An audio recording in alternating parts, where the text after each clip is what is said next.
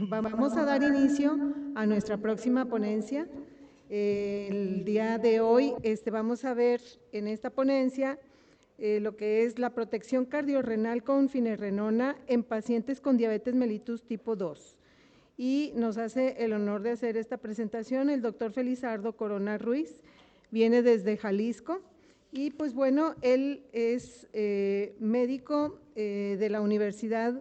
Su formación académica la realizó en la Universidad de Guadalajara con Doctor's Degree en Farmacología, en la Universidad de Barcelona Master's Degree de Medicina y es máster en Diabetes por la Universidad de Guadalajara y tiene especialidad en Medicina Interna que realizó del 2014 al 2018. Laboró para la Secretaría de Salud de Jalisco. Démosle la más cordial bienvenida al doctor Felizardo. Adelante, doctor. Bueno, muchas gracias. Es un gusto estar aquí con ustedes en esta mañana. Un gusto, agradecer primero que nada a la Asociación del Noreste por la invitación, a Bayer por el patrocinio, por estar aquí con ustedes.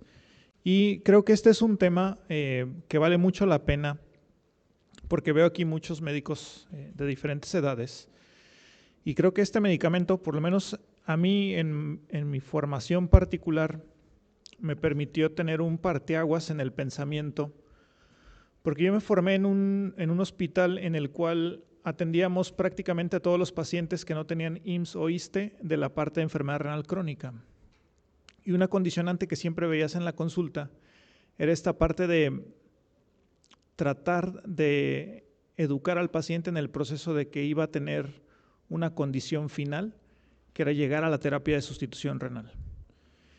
Y ahora ese paradigma, que por ejemplo yo 4 años estuve de formación y que yo formaba a mis residentes en este proceso, ha cambiado porque ahora nos ha permitido, empezamos a tener fármacos que nos han permitido cambiar esta historia natural que antes conocíamos. Yo recordaba y en muchas ocasiones platicamos diferentes compañeros de que el proceso de hablar con el paciente que vive con enfermedad renal crónica por diabetes era en muchas ocasiones decirle, bueno, vamos a hacer algo lo máximo que se pueda y esperar a que te vaya bien, ¿no? Y ahora vamos a cambiar este paradigma de atención. Entonces, la plática es protección cardiorrenal con el uso de finerenona en pacientes con diabetes tipo 2.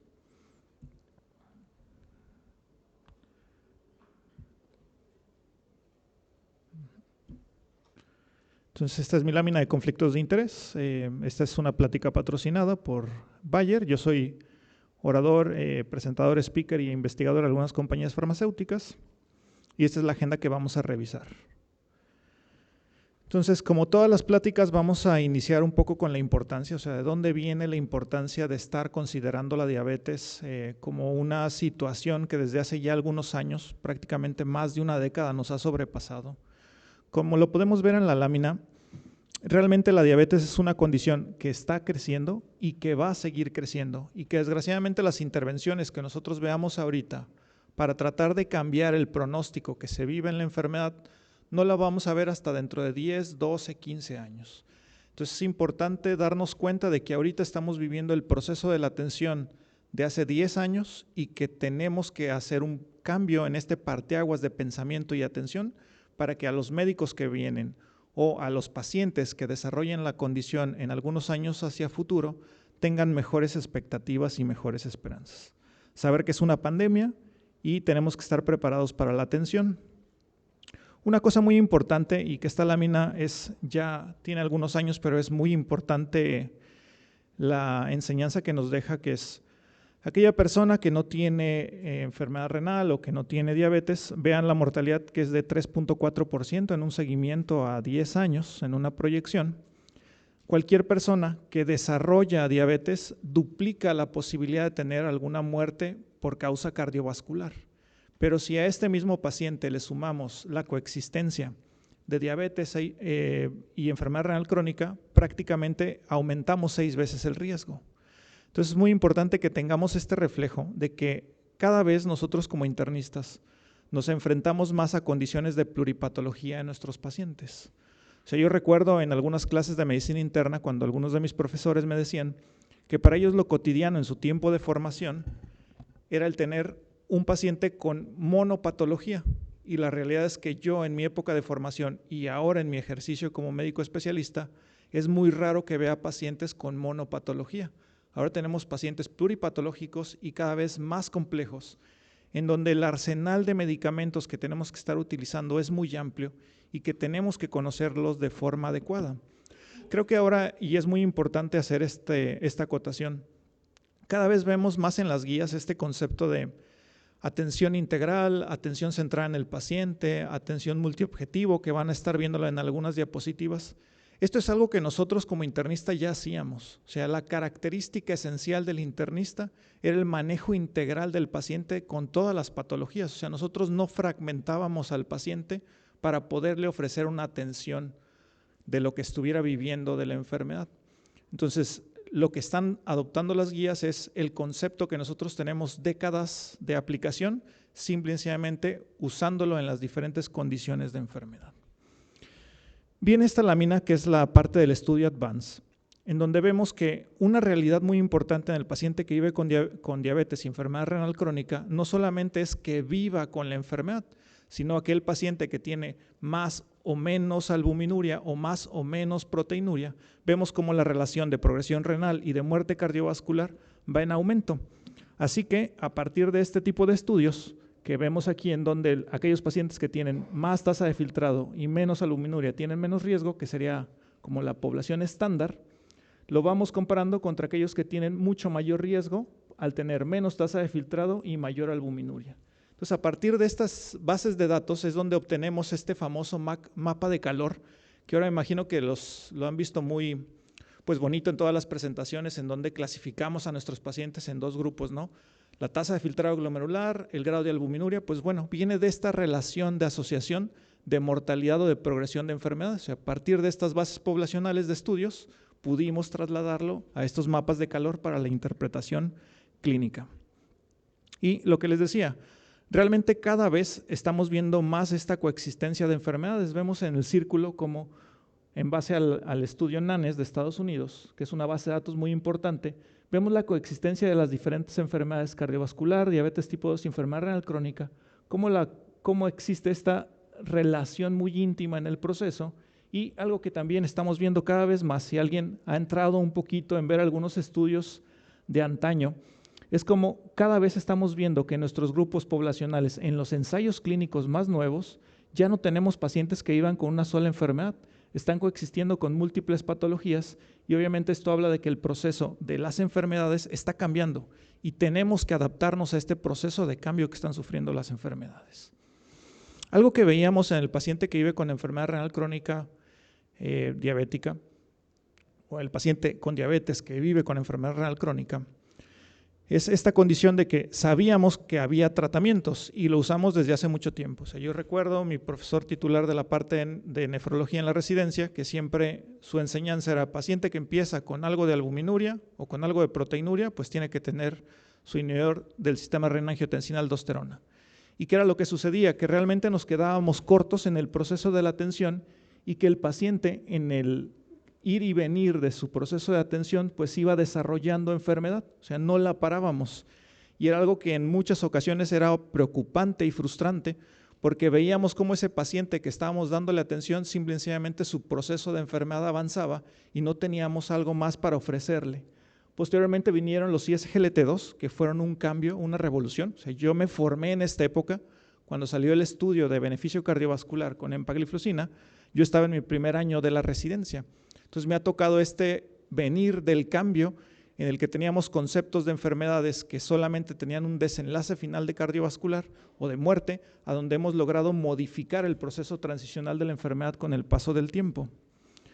Esto es muy importante porque vean cómo realmente este compuesto en la anterior renal, estos son cardiovasculares, realmente en todos los estudios, aún con los fármacos más nuevos que ya tenían el sumado del beneficio anterior, sigue preservándose este riesgo residual de enfermedad. Decíamos, bueno, si existe este riesgo residual, realmente nos hace falta algo más para poder ofrecer al paciente o hay algo que está escapando en el proceso de la enfermedad que no hemos logrado cubrir con la atención ofertada. Vamos a hablar un poquito de los efectos que tiene FINE en el desenlace cardiovascular. Y hablando obviamente de este concepto que es muy importante, que es el sistema renina-angiotensina-aldosterona. en el cual lo conocemos desde la facultad, o sea, lo hemos estudiado todos, probablemente lo hemos leído más de alguna vez en la carrera, en la especialidad y ya estando formados.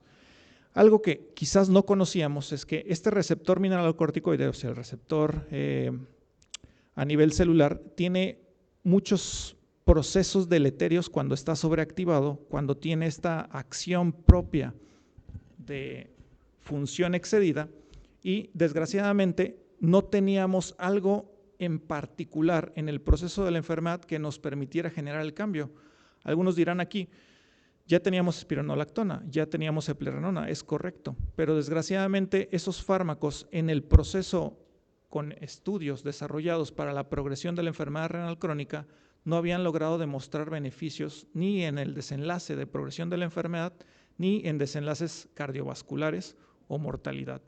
Entonces es muy importante que sí teníamos fármacos potentes para inhibir este proceso propio del receptor, pero realmente algo que estamos viendo con FINE y que cada vez vamos a ir aprendiendo un poco más del medicamento es que esta sobreactivación o esta sobreexpresión propia del receptor no solamente es la unión de la molécula hacia el receptor y la activación de desenlace final, sino algo que tiene muy característico, que es finerenona, es que se une al receptor y genera la activación de correpresores y coactivadores a nivel nuclear, y esto permite quizás el bloqueo y la activación de sistemas antiinflamatorios y proinflamatorios. Entonces ese es un concepto totalmente diferente de lo que conocíamos hasta el momento de la acción propia sobre el bloqueo del sistema renina-angiotensina-aldosterona. Y veíamos cómo en su momento en el tratamiento estábamos enfocados, como se ve en la lámina, a cubrir la parte hemodinámica, que teníamos los antihipertensivos, a cubrir la parte metabólica, que era llevar al paciente a un buen control metabólico con los fármacos que tuviéramos disponibles en su momento, y finalmente había algo que estaba descubierto, que era el proceso de inflamación y fibrosis.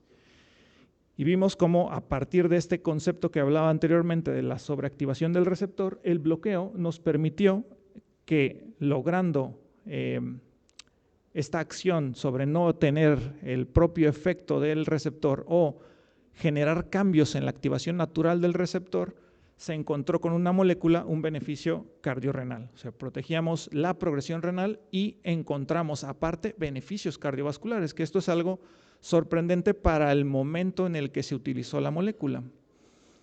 Tan es así que ahora el concepto de manejo, les decía, cada vez vemos que las enfermedades tienen mayor complejidad y ocupamos un abordaje multiobjetivo, holístico, centrado en el paciente. Cualquiera de estos conceptos va muy asociado al mismo fenómeno, que es atender de diferentes lugares el proceso de la enfermedad. Y este concepto, como lo vemos en la lámina, viene desde el bloqueo del sistema renina-angiotensina-aldosterona por antihipertensivos, los sartán, iversartán, cualquiera de esos. La asociación con ISGLT2, que ya está muy bien establecida y que ahora es necesario estarlo dejando de forma mantenida en todos los pacientes. Posteriormente vino FINE y ahora estamos agregando los agonistas del receptor GLP-1 como este componente esencial en el tratamiento. Y algo muy importante y que me gustaría que se llevaran de esta plática es este concepto que está aplicando mucho el ADA y que creo que es aplicable a cualquier enfermedad crónica a la que nos enfrentamos, que es, si se fijan en la parte de abajo, vienen los cimientos o las columnas, las bases de la estructura. La base de la estructura es cambios en el estilo de vida y actividad física. Y creo que en cualquier enfermedad crónica tenemos que dejar muy bien establecido con nuestros pacientes estas bases. Yo siempre digo en las charlas, como es en este edificio, si no hubieran hecho bien los cimientos, no importa qué tantas columnas pongamos, el edificio se va a derrumbar. Eso va a suceder también con la atención de nuestro paciente con algún tipo de enfermedad crónica. La alimentación, la actividad física, tenemos que dejarlo muy claro. Tenemos que ser insistentes con el paciente cada vez que lo vemos en la atención y posteriormente va a venir esta parte de las columnas integrales en la atención, que es el control glucémico, el control de la presión arterial, el control de lípidos y fármacos que han demostrado beneficio cardiovascular y renal, como tenemos estos 4 pilares que ya se han establecido y se han consolidado de forma adecuada, y vemos cómo se encuentran presentes prácticamente ya en todas las guías a nivel internacional. Entonces es muy necesario que cada vez que veamos a un paciente que vive con diabetes, estemos pensando en esta atención de integridad y ver, yo siempre digo, no tanto cuáles son los motivos para no dejar un medicamento, más bien cuáles son los motivos para seguir sumando medicamentos en la atención de nuestro paciente. Obviamente hay que ser muy claros, mientras más fármacos aparecen, mientras los fármacos son más nuevos, sabemos que estos fármacos van a generar un costo en la atención de nuestros pacientes. Pero algo que también yo hablo mucho con mis pacientes en la consulta pública y en la consulta privada es el beneficio de un fármaco hay que verlo como un proceso de inversión, no como un gasto, porque están invirtiendo en su salud y el desenlace de una complicación cardiovascular final es mucho mayor que la inversión que se puede hacer en un gasto a tiempo de un medicamento que va a salvar vidas y que va a cambiar el progreso o la progresión del desarrollo de la enfermedad. Entonces, durante mucho tiempo nos quedábamos con esta imagen, simple y sencillamente la atención prácticamente por décadas era quedarnos con un IECA o un ARA2 en la atención del paciente que vivía con enfermedad renal crónica por diabetes. Posteriormente vinieron los ISGLT2, FINE y ahora los GLP-1 y si se fijan en un periodo muy corto de tiempo ahora hemos integrado una gran cantidad de medicamentos. Entonces tenemos que estar muy conscientes y muy al pendiente de las posibilidades de interacción y obviamente del uso preciso en el momento adecuado de cada uno de estos medicamentos. Vamos a hablar un poco de la evidencia que tiene FINE en los, pues prácticamente su pool de desarrollo. La realidad es que cuando yo empecé a trabajar con esta molécula, que la empecé a conocer en el doctorado, a mí me gustó mucho por la parte de cómo hicieron ellos el desarrollo de la enfermedad, porque ellos hicieron 2 estudios pivotales, fase 3A, muy bonitos, que fue el estudio Fidelio y el estudio Fígaro. Fidelio tenía como desenlace principal el beneficio renal. Prácticamente estos son los 2 desenlaces compuestos. En el caso de Fidelio era primero renal y como secundario cardiovascular, y en el caso de Fígaro se invertían, era primero cardiovascular y después renal. Entonces prácticamente eran los mismos desenlaces finales en los 2 estudios y esto permitió que desde el momento del desarrollo ya tuvieran prehecho que se iban a analizar agrupados, que fue este estudio que es Fidelity. Fidelity es la sumatoria de Fidelio y de Fígaro para un análisis de los mismos desenlaces, ya que la población, aunque era un poco diferente, tenía las mismas evaluaciones en el seguimiento y podían sumarse como un pool. Entonces esto es algo muy bonito. Yo, por ejemplo, que me dedico a la parte de la farmacología, es muy bonito porque se anticiparon al proceso de saber qué va a suceder cuando tenemos 2 desenlaces evaluados en poblaciones diferentes. Entonces, a partir de este pool de análisis, pues bueno, vienen diferentes afirmaciones que vamos a ir viendo poco a poco. Entonces, estas son las láminas del tipo de población que cubre tanto Fígaro, Fidelio y el pool de Fidelity. Y como podemos ver en la imagen, se fijan, Fígaro, que es el paciente para beneficio cardiovascular, pues tiene pacientes con menos daño renal establecido, o sea, menos proteinuria, pero alto riesgo cardiovascular. Entonces vemos esta imagen establecida en donde no tenemos pacientes con tanta albuminuria, pero sí tenemos pacientes con alto riesgo cardiovascular. Mientras que en Fidelio tenemos pacientes con mayor progresión renal, mayor riesgo cardiovascular y obviamente mayor evento de proteinuria. Cuando hacemos el sumatorio vemos este grado de cobertura que hay, prácticamente cualquier paciente con más de 30 de albuminuria está incluido dentro de las características de análisis del estudio. Y algo muy importante a remarcar en esto es que nosotros en medicina interna realmente vemos toda esta cobertura de atención de pacientes, porque en muchas ocasiones creo que nos hace falta reforzar que el médico internista, aparte de ser un médico de atención integral y que podemos ser o desempeñarnos en la atención primaria o en la atención hospitalaria, vemos las enfermedades en todo el progreso de la enfermedad, o sea, los vemos en etapas tempranas, pero también lo vemos en etapas finales. Entonces, la aplicabilidad de este medicamento hacia el paciente que nosotros vemos de forma rutinaria es muy importante. Y hay que quitarnos este concepto de la necesidad urgente de la evaluación de algún otro compañero subespecialista. O sea, nosotros como internistas, aparte de la confianza que ya nos hemos ganado del paciente, tenemos esta capacidad de atención integral y completa de nuestro paciente. Estos son algunos datos que se obtuvieron del estudio Fidelity en la parte de análisis, que recordemos, un concepto muy importante y que realmente en los próximos años vamos a ver que va a ir variando conforme estemos teniendo más información de este concepto de la enfermedad, es que se definió desde hace algunos años que el reducir hasta 30% de la relación albúmina-creatinina era uno de los marcadores esenciales para definir beneficio. Entonces, Fidelity lo corroboró y durante el seguimiento se mantuvo este beneficio. Pero algo muy importante y que creo que más adelante vamos a empezar a ver, y en una parte final de la charla los voy a dejar con este objetivo hacia futuro, es, sabemos que obteniéndose este beneficio hay un impacto. Este impacto fue medido y se veía que la reducción, el desenlace final asociado, 84% era a desenlaces renales, 37% a desenlaces cardiovasculares. Pero una idea que tenemos que llevarnos de aquí es, si en una primera intervención al paciente lo logré bajar el 30%, ¿hay algo más para bajarlo más de ese 30%? O otra idea muy importante que nos debemos de llevar aquí es, aquel paciente que tengo con algún grado de albuminuria, ¿el objetivo terapéutico a futuro va a ser tenerlo sin albuminuria? Porque recordemos, en el paciente que vive con diabetes, uno de los objetivos terapéuticos bien establecidos es llevar a hemoglobinas glucosiladas menor de 7, idealmente menor de 6.5, pero este valor fue variando en el tiempo. Entonces creo que en la albuminuria este concepto de impacto sumado también va a ir cambiando conforme tenemos más información de este biomarcador. Entonces vamos a ver la parte de los desenlaces individuales entre cada uno de los del pool sumatorio. Vemos que es el compuesto renal, insuficiencia renal, disminución de la tasa de filtrado mayor del 57% o inicio de terapia de sustitución renal o muerte renal. Que sabemos que realmente muerte renal como definición es un concepto a veces difícil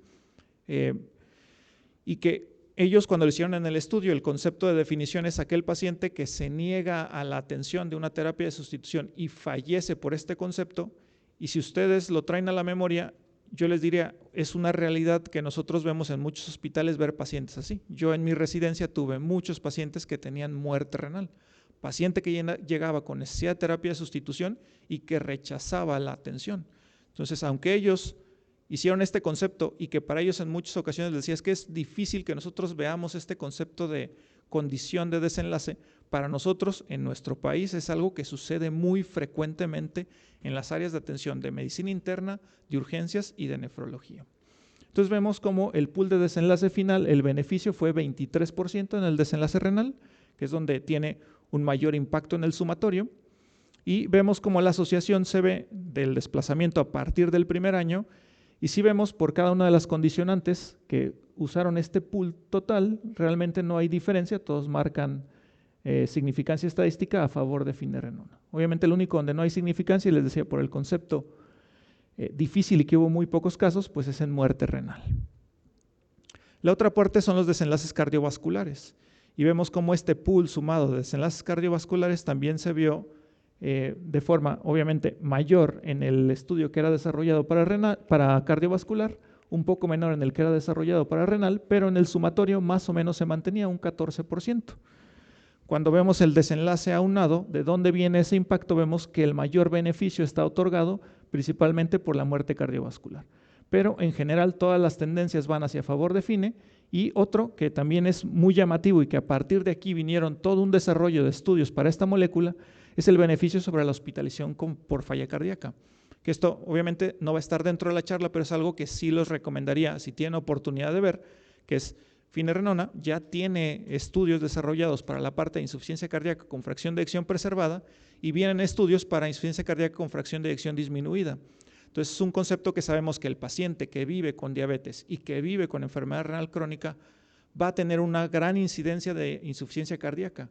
Aquí el detalle es dónde vamos a encontrar primero al paciente, o sea, aquel paciente que vemos en urgencias porque ya nos llegó por un evento de congestión, o aquel paciente que tenemos en la consulta y que tiene datos incipientes de falla cardíaca. ¿De acuerdo? Entonces, este es otro concepto que también tenemos que ir integrando al manejo que le ofrecemos a nuestro paciente. Entonces, en el resumen final, prácticamente incluye una muy amplia población de pacientes. La albuminuria es moderada a severa, sabemos que esto es algo relevante para el proceso final de desenlace, y todos los pacientes, que es algo también muy llamativo de este estudio, estaban muy bien controlados y con dosis muy altas de estatinas, que eso es algo muy bueno. Prácticamente los pacientes estaban en las metas más óptimas que se podían buscar. El beneficio fue 14% cardiovascular, 23% en la progresión renal, y bueno, este es el impacto del estudio en los fase 3 en el pool análisis. Y vamos a ir viendo un poquito de, bueno, esto ya es lo que salió en los estudios, pero realmente ¿qué nos trae la evidencia de vida real, ¿no? Tenemos este estudio que es el estudio Fontaine. Es un estudio de vida real, se obtuvo a partir de una base de datos, es un estudio retrospectivo. Sabemos que todos los estudios de vida real pues tienen sus pros y sus contras. Esto lo que nos ayuda a ver es qué está sucediendo en la vida real en un grupo de pacientes que se atendieron según un sistema de atención específico. En este caso, Estados Unidos. Y vemos, por ejemplo, aquí se reclutaron pacientes desde el 2021 hasta el agosto del 2023. Todos cumplían la definición de uso. Sabemos que en Estados Unidos, en general, es un sistema muy restrictivo en que el fármaco debe tener condición de uso aprobado por la FDA, si no el médico difícilmente se lo va a ofertar al paciente, que es algo que también cambia mucho con nosotros. Nosotros el uso off-label, esta no es como para que sea una recomendación, pero nosotros el uso off-label de muchas moléculas se nos permite porque tenemos ese grado de comunión con el paciente. Entonces, si ustedes en algún momento llegan a utilizar algún medicamento con uso off-label, siempre hay que hacer partícipe al paciente de los beneficios esperados, de los riesgos que se puede tener, pero siempre hablarlo con el paciente. Eso es algo muy, muy importante.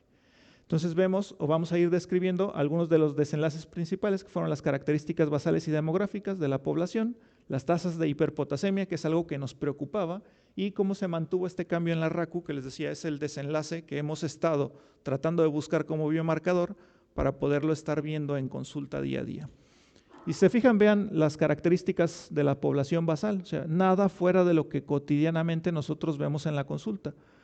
Hipertensión probablemente sea la enfermedad que más frecuentemente vemos en atención, ya sea consulta externa u hospitalización, enfermedad coronaria, insuficiencia cardíaca, algún antecedente de evento vascular cerebral, neuropatías o retinopatías. Obviamente la población pues es diferente a la nuestra, aunque cada vez más estudios en Estados Unidos están incluyendo la subpoblación de hispanos. Vean la forma de tratamiento y este es donde vienen esas grandes diferencias entre un estudio de ensayo clínico y un estudio de vida real. O sea, si recuerdan, en el otro prácticamente era el 100% de los pacientes tenía el 100% de tratamiento. Esta es nuestra realidad, lo que vemos en el consultorio día a día. O sea, el porcentaje de uso IECAS, el porcentaje de uso de SGLT2, que aquí era muy alto, o sea, porque la media en muchos lugares del mundo ronda los 25, 28. El porcentaje de uso de GLP-1 que aquí era extremadamente alto. Yo tengo un estudio, yo trabajo en el ISSSTE, donde tengo todo mi pool de pacientes que viven con diabetes. Mi porcentaje de uso de GLP-1 es 18%. O sea, la realidad es, y eso que es muy alto comparado con la media de uso en nuestro país, pero 18%. Ellos tenían casi el 26%. Y el uso de insulina, que es otro que también nos quedamos muy bajitos en el manejo del paciente que vive con diabetes. Deberíamos de andar rondando en todos los estudios cercano al 50%, nos quedamos bajitos, menos del 30%. Recuerden que la insulina es un fármaco esencial en el paciente que vive con diabetes y hay que desmitificar este concepto de que es algo malo en la atención del paciente que vive con diabetes. O sea, si la hormona que le falta es la insulina en el proceso de la enfermedad, hay que hacer partícipe de que en algún punto de la enfermedad va a requerir esta hormona. Otra de las características importantes que nos enseñó este estudio es que vean como el objetivo del tratamiento y como se puede ver si ven los estudios pivotales es que el paciente lo llevemos a la dosis máxima que son 20 miligramos de FINE. Vean cómo la mayoría de los pacientes después de un año de seguimiento se quedaban el 70% en 10. Entonces de aquí viene una idea, ¿qué está sucediendo con esa población que el médico no tuvo la intención de subir la dosis? O sea, sucedió que había más riesgo de hipercalemia, había más miedo del médico y bueno, entonces esto es algo para lo que nos sirven los estudios de vida real, o sea, darnos cuenta qué está sucediendo el día a día en la consulta. Vemos cómo, por ejemplo, el evento de hiperpotasemia realmente no fue una asociación de desenlace en donde la tasa fue realmente bajita, 1.96 en el seguimiento de casi 16,000 pacientes, y la incidencia de hiperpotasemia que llevó a una hospitalización, 7 pacientes. Entonces, no hay que tener miedo para el uso de este medicamento por el potasio cuando el medicamento está bien indicado y nuestro paciente está en una tasa de filtrado glomerular suficiente y adecuada. Y vemos cómo el cambio del RACU, prácticamente lo que veíamos en los ensayos de fase 3, Se mantiene cerca del 40%, 41% a los 12 meses de seguimiento. Y vamos a hablar probablemente del estudio estrella de este año con el medicamento, que es el estudio Confidence, porque desde que salió el medicamento, pues desgraciadamente es un medicamento que ha estado mucho en la situación de competencia entre los ISGLT2 y FINE. ¿Cuál va primero? ¿Cuál va después? ¿Qué inicio? ¿Qué no inicio? Y es una pregunta recurrente y que créanme que todos los que hemos utilizado el medicamento lo hacemos cada vez que lo vamos a iniciar con el paciente.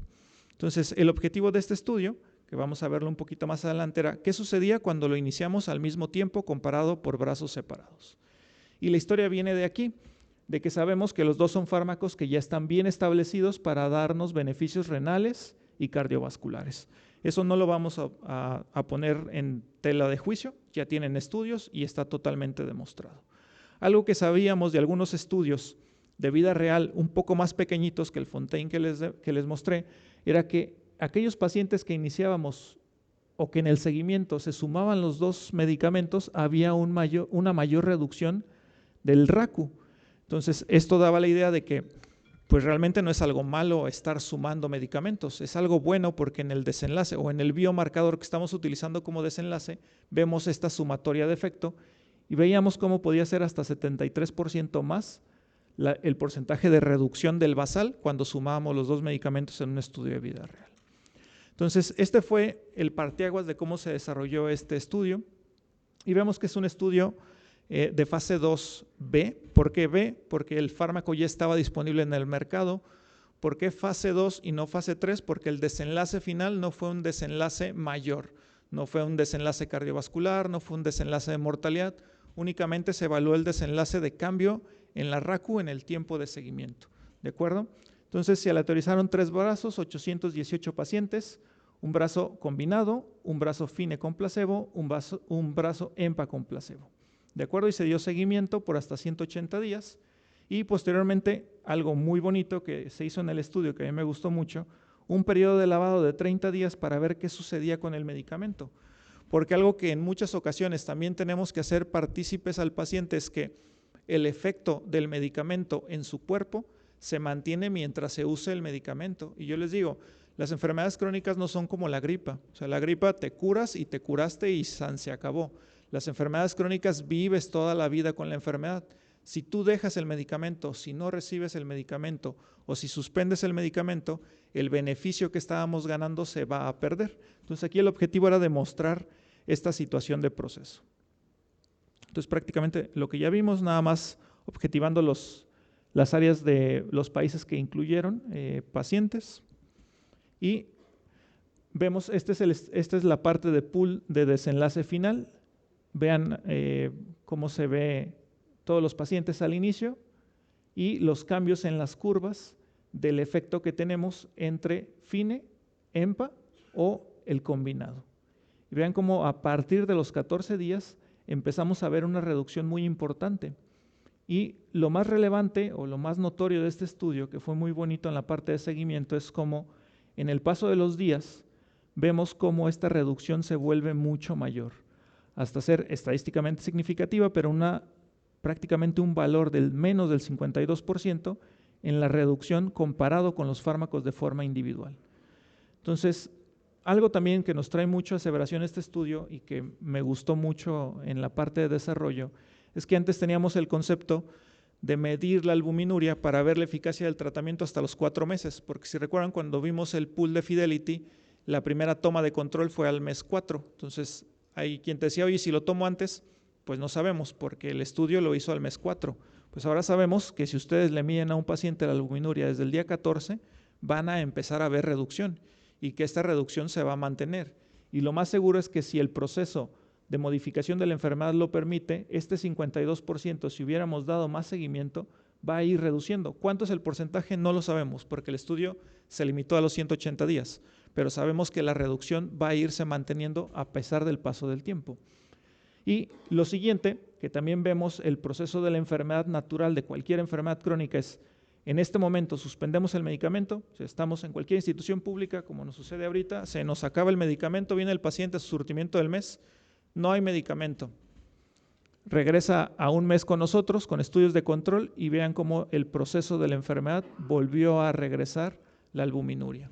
Entonces, el concepto clave de aquí es, una vez iniciado el medicamento, hay que tratar de mantenerlo el mayor tiempo posible. O sea, no hay que dejar que el paciente pierda este efecto de beneficio que se está ofertando con el medicamento. Y obviamente esto viene mucho a que estos fármacos, por ejemplo, ahorita Fine ya está disponible en el IMSS y en el ISSSTE, que la verdad para mí es un gran cambio de paradigma porque estamos permitiendo cambiar procesos de enfermedad. La limitante es cuánto realmente está disponible, que es algo que yo, por ejemplo, que estoy en el ISSSTE, todos los días, los lunes, estoy con mi director o mi subdirector médico diciéndole que dónde está la Fine que me tiene que estar llegando, ¿no? Para mis pacientes. Entonces es importante que nosotros como médicos, todos los que estemos en institución pública, tenemos también que luchar en nuestras trincheras para que el paciente se vea beneficiado. O sea, el paciente por un lado, la sociedad civil por otro y nosotros como médicos, porque al final las limitaciones de tener acceso al fármaco impacta en cómo nosotros tomamos la decisión de la atención del paciente. Entonces no hay que permitir que un mal sistema sanitario nos limite en la atención que podemos ofertar. Yo siempre que doy alguna charla digo, había el concepto de que se quería que el sistema sanitario fuera como el de Dinamarca. La realidad es que nosotros como médicos probablemente estemos mejor preparados que muchos médicos de Dinamarca. Pero si el sistema sanitario no te permite trabajar como uno de los mejores sistemas sanitarios del mundo, por mejores médicos que tengas, no vas a lograr los desenlaces que se buscan. Y finalmente, lo que hablábamos de esta parte de la reducción, y que les decía, uno de los conceptos que quiero que se lleven en adelante de esta plática es, vean cómo un porcentaje alto de pacientes alcanzamos a reducir el 50%, prácticamente el 50% de los pacientes se redujo el 50%.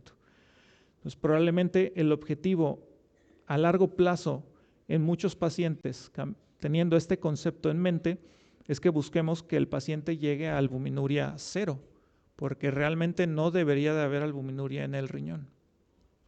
¿Cuándo lo vamos a lograr? Todavía no lo sabemos, pero un concepto muy clave es ir sumando medicamentos para ir ofreciendo este beneficio.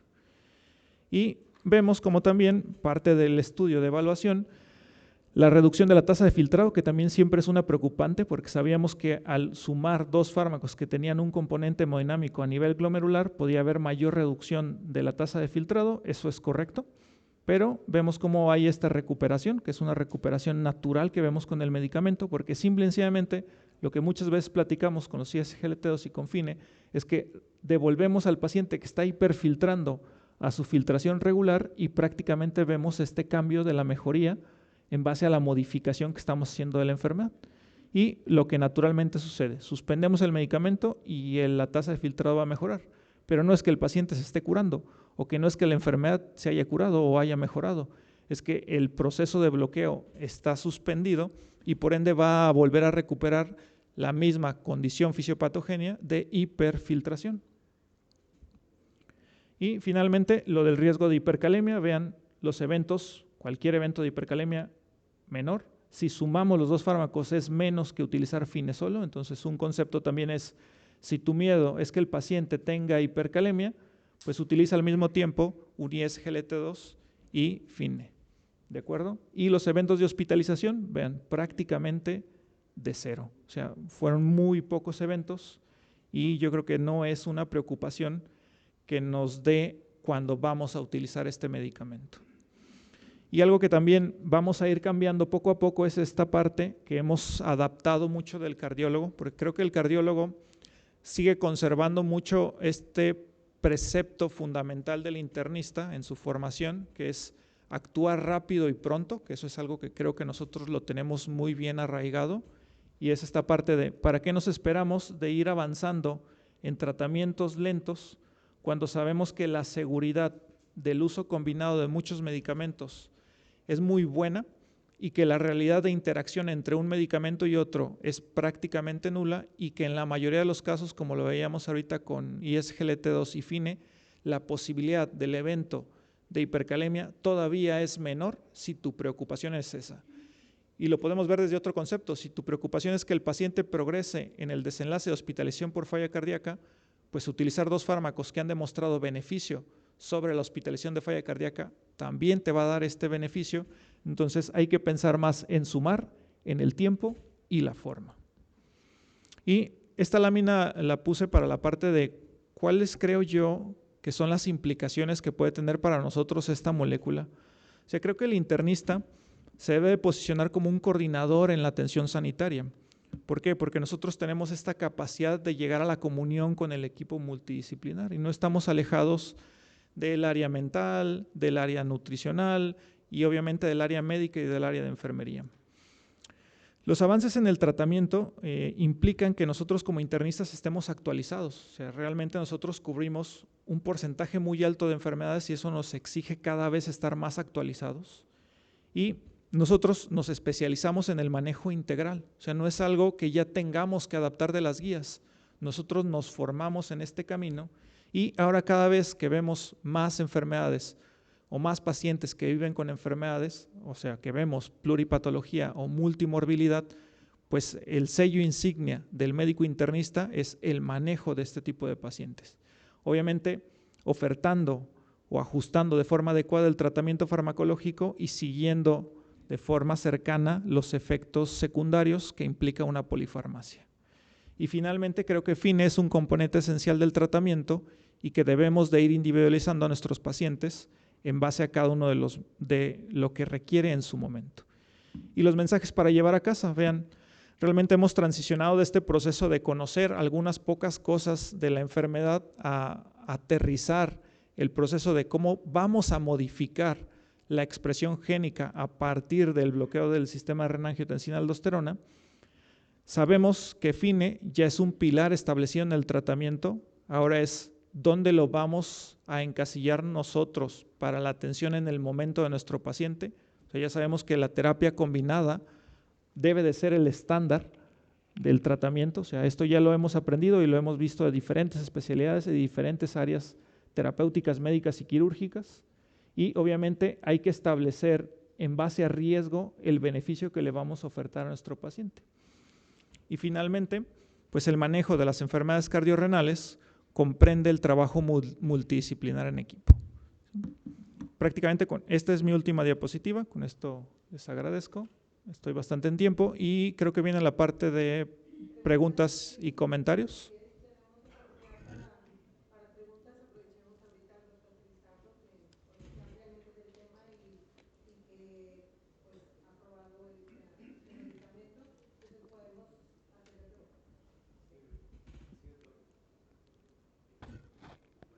¿Nos prenden el micrófono? Bueno, sí. Gracias, doctor, por la excelente ponencia. Concuerdo con ustedes, es un gran reto el llevar a los pacientes a control, sobre todo diabéticos, y en un país con más de 60 millones de pobres extremos y con un sistema de salud que si tiene médicos que se asemejan a Dinamarca, no son así las instalaciones y la infraestructura y el insumo. Bueno, mi pregunta sería, en relación con el medicamento, usted nos habló de la parte de Bella, pero ¿qué experiencia tiene usted con la hipercalemia, con la hipotensión, con los otros efectos mineralocorticoides e interacciones con otros fármacos en la experiencia clínica que usted nos pudiera compartir? Muchas gracias. Muy buena pregunta. Mira, hablando de la primera de la hipercalemia, yo de los pacientes que tengo todavía no he tenido un solo evento de hipercalemia y creo que esto va mucho y yo lo voy a asociar a que nos preacondicionaron desde los ensayos clínicos a tener una definición muy clara de uso del medicamento, que es aquel paciente que llega contigo con un potasio mayor de 5, haz algo en su tratamiento para bajar un poco el potasio e iniciar FINE, ¿sí? La media, y esto es en estudios en vida real y en estudios, todos los estudios que tienen de fase 3, más o menos la media que sube de potasio es 0.3. Entonces, si tú tienes un paciente en 5 cuando inicias, tu máxima que te va a subir por efecto propio del medicamento va a ser a 5.3 y no va a haber mucha mayor dispersión fuera de este valor. Entonces, la realidad es que la recomendación, por ejemplo, que les dan en la hojita para uso de FINE es 4.8. Yo lo utilizo con 5, o sea, 5 es mi tope general para uso. mientras la tasa de filtrado no esté muy reducida o no tenga alguna otra condición del paciente de que vaya a estar o haya estado en un proceso crítico que haya consumido funcionalidad renal, la posibilidad de un evento de hipercalemia es muy baja. Digo, yo no he retirado el medicamento por hipercalemia, pero digo, yo siempre tengo la condicionante de estar utilizando, por ejemplo, en combinado el medicamento o usar estrategias para la reducción de la ingesta de potasio en mi paciente. Entonces, siempre anticiparme a lo que va a suceder con la parte del potasio. Luego, en la segunda pregunta, que es la de hipertensión, una realidad y que creo que pasa en muchas ocasiones desapercibida en nuestro país es que tenemos mucha hipertensión resistente mal abordada, o sea, mal diagnosticada, mal tratada, mal manejada y que anda en los consultorios o que anda en la vida rutinaria y que no la tenemos establecida de esta forma. Esos pacientes en particular, si tú les dejas cualquier antagonista mineralocorticoide, esteroideo o no esteroideo como es FINE, le vas a bajar mucho la presión arterial, porque su fenómeno propio de hipertensión es ese escape de la aldosterona. Entonces, si estás bloqueando ese fenómeno natural de la fisiopatogenia de la enfermedad, pues va a tener una mayor reducción de la presión arterial.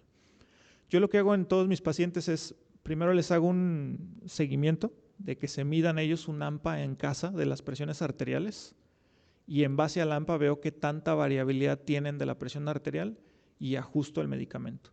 Si el paciente, por ejemplo, por características, ya tiene muchos fármacos antihipertensivos o incluso había estado con experiencia con algún espiro, eplerenona, lo que hago en ese paciente es disminuyo la dosis de los antihipertensivos y agrego FINE. Porque sí, si dejas a ese paciente con ese gran escape de aldosterona y le agregas un bloqueo, te puede bajar mucho la presión arterial y pues sentirse mal. Este es otro de los conceptos que también al paciente les digo en mi consultorio. Si tú empiezas a notarte más cansado, tus presiones arteriales empiezan a bajar, ayúdame a bajar los antihipertensivos. Y obviamente vas optando por los antihipertensivos que han demostrado menos beneficio a nivel de desenlace final, como pudiera ser calcioantagonistas, si utiliza hidrocortisona, hidroclortisona, clortalidona, que son fármacos que en estos que se agregan como tercer o cuarto fármaco, realmente tienen mucha potencia sumatoria. Entonces hay que establecer bien cuál es el proceso de hipertensión que está viviendo el paciente. Pero en un paciente sin hipertensión que utilice, por ejemplo, FINE y algún ISGLT2 al mismo tiempo que haya tenido un evento de hipotensión, no los he visto. O sea, puede llegar a haber algún paciente, sobre todo en aquellos que, por ejemplo, tienen algún evento de hipovolemia, que más bien esto sucede mucho de que el paciente está con ISGLT2, le da diarrea y tú no le haces la recomendación que durante el evento de pérdida de volumen recupere el volumen o suspenda el medicamento. Entonces tiene mucha pérdida de volumen y puede llegar a tener hipotensión ortostática en la pérdida de volumen, pero en el proceso de condición euvolémica del paciente no hay asociación. Esa era la segunda. La tercera, ¿me la recuerdas? Sí, obviamente ginecomastia, que eso sería como de los que más nos preocupan con los fármacos esteroideos, no hay ninguna asociación. Otro efecto mineralocorticoide, aparte de la hipercalemia y el manejo de la presión, realmente no he visto. O sea, es una realidad de que el fármaco, te digo, es muy seguro en la atención rutinaria.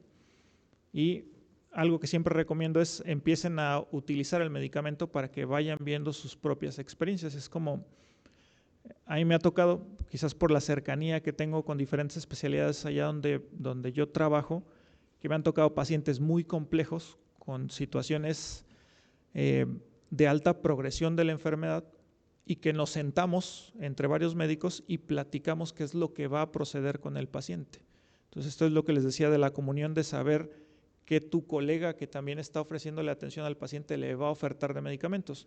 Yo, algo que es también no tan rutinario, pero yo siempre lo hago, todo paciente que llega conmigo, yo hago un listado de medicamentos, esto lo aprendí en el doctorado de farmacología y veo interacciones farmacológicas.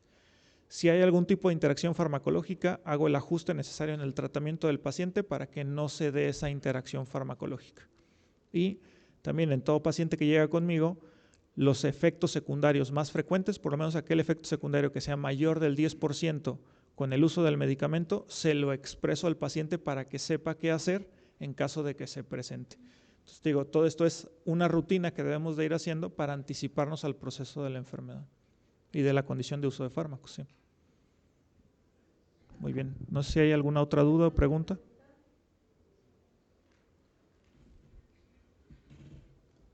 Hola doctor, muchas gracias por su plática. Quisiera preguntarle sobre el desenlace de muerte renal en el Fidelity. Mencionó que no se estudiaba, o sea, bueno, era una limitación de ese estudio. ¿Usted conoce estudios sobre ese desenlace aquí en nuestro medio? Específico, muy buena pregunta. Sobre ese desenlace en particular no, porque te digo, realmente el desenlace que ellos utilizaron en el estudio Fígaro y Fidelio de muerte renal fue algo que ellos seleccionaron para su estudio. Si tú te vas, por ejemplo, al IDNT o si te vas, por ejemplo, al EMPARREG, la definición de muerte renal que ellos utilizan es diferente. Entonces, algo que nos hace falta es como esa homologación que vino a partir de Fígaro y Fidelio de la definición de muerte renal.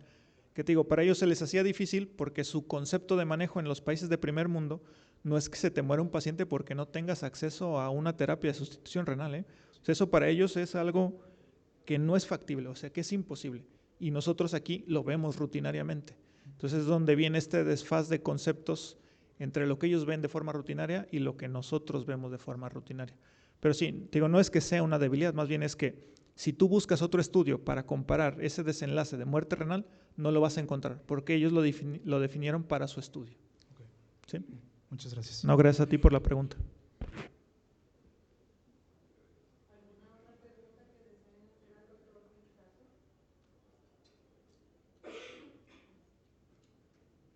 ¿No? Pues si no tenemos más preguntas, pues vamos a agradecerle al doctor su participación aquí en el 5º encuentro del Colegio de Medicina Interna del Noreste y por su excelente ponencia, ¿verdad? Realmente son medicamentos que pues son nuevos, entre comillas, aquí en México, ¿verdad? Y pues bueno, cada quien tendremos que ir explorando, ¿verdad?, las experiencias que tengamos con este medicamento y la combinación de otros medicamentos, ¿verdad? Bueno, doctor, pues aquí tiene un reconocimiento por su participación y un pequeño presente, doctor.